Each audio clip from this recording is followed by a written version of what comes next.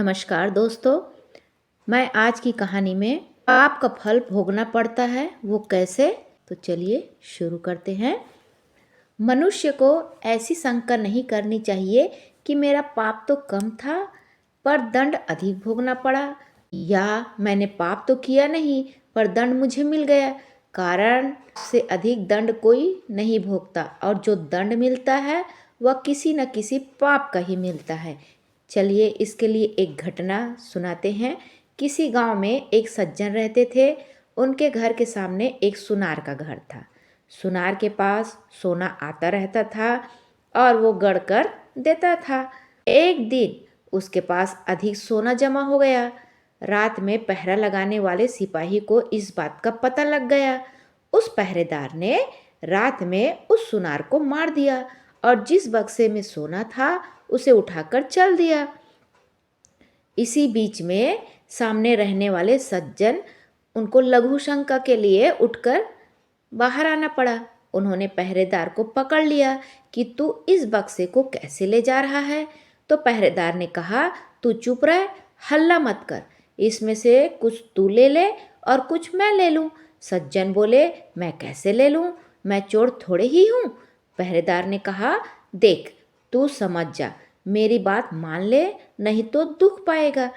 पर वे सज्जन माने नहीं। तब पहरेदार ने बक्सा नीचे रख दिया और उस सज्जन को पकड़कर जोर से सीटी बजा दी।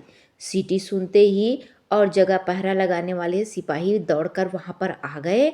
उसने सबसे कहा कि यह इस घर में बक्सा लेकर आया है और मैंने इसको पकड़ लिया है।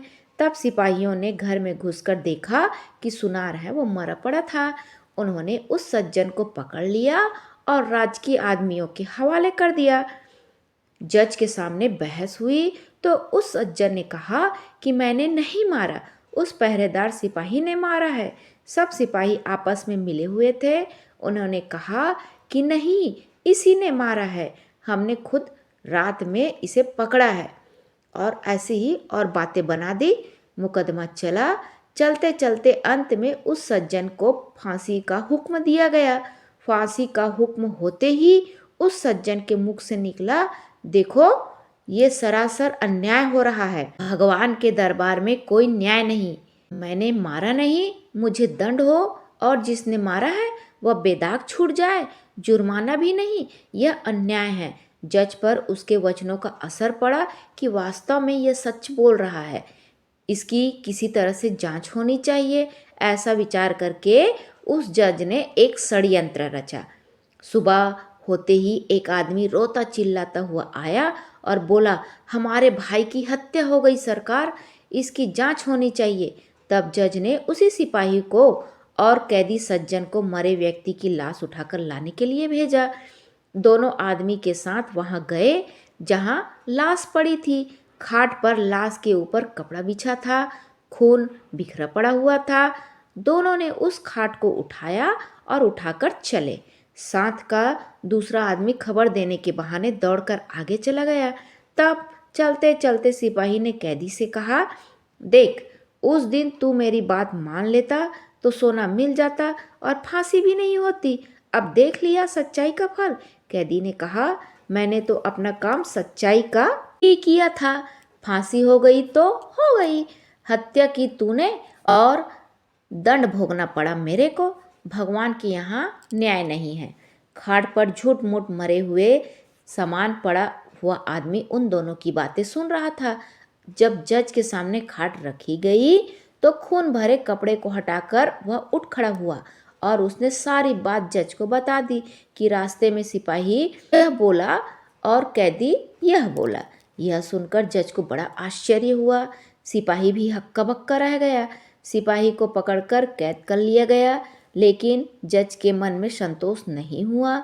उसने कैदी को एकांत में बुलाकर कहा कि इस मामले में तो मैं तुम्हें निर्दोष मानता हूँ, पर सच सच बताओ कि इस जन्म में तुमने कोई हत्या की है? वह बोला, बहुत पहले की घटना है।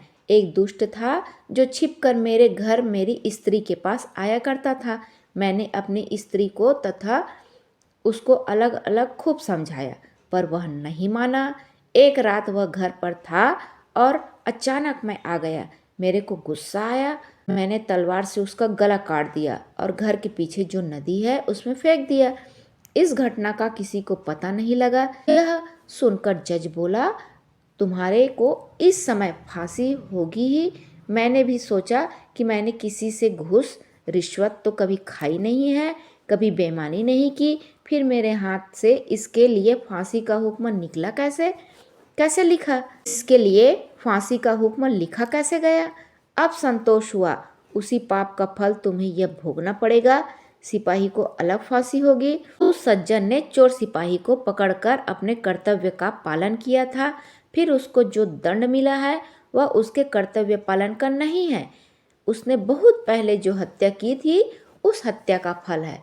कारण कि मनुष्य को अपनी रक्षा करने का अधिकार है, मारने का अधिकार नहीं है। मारने का अधिकार रक्षक क्षत्रिय का, राजा का है। इस कारण कर्तव्य का पालन करने के कारण उस हत्या का फल उसको यही मिल गया और परलोक के भयंकर दंड से उसका छुटकारा हो गया। कारण इस लोक में जो दंड भोग लिया जाता है उसका थोड़े में ही छुटकारा हो जाता है, थोड़े में ही शुद्धि हो जाती है, नहीं तो परलोक में इसका भयंकर दंड भोगना पड़ता है। इस कहानी से हमें यह पता लगता है कि मनुष्य के कब किए हुए पाप का फल कब मिलेगा इसका कुछ पता नहीं। भगवान का विधान विचित्र है। जब तक पुराने पुण्य प्रबल रहते हैं तब तक उग्र पाप का फल भी तत्काल नहीं मिलता। जब पुराने पुण्य खत्म हो जाते हैं तब उस पाप की बारी आती है। पाप का फल तो भोगना ही पड़ता है, चाहे इस जन्म में भोगो या जन्मांतर में।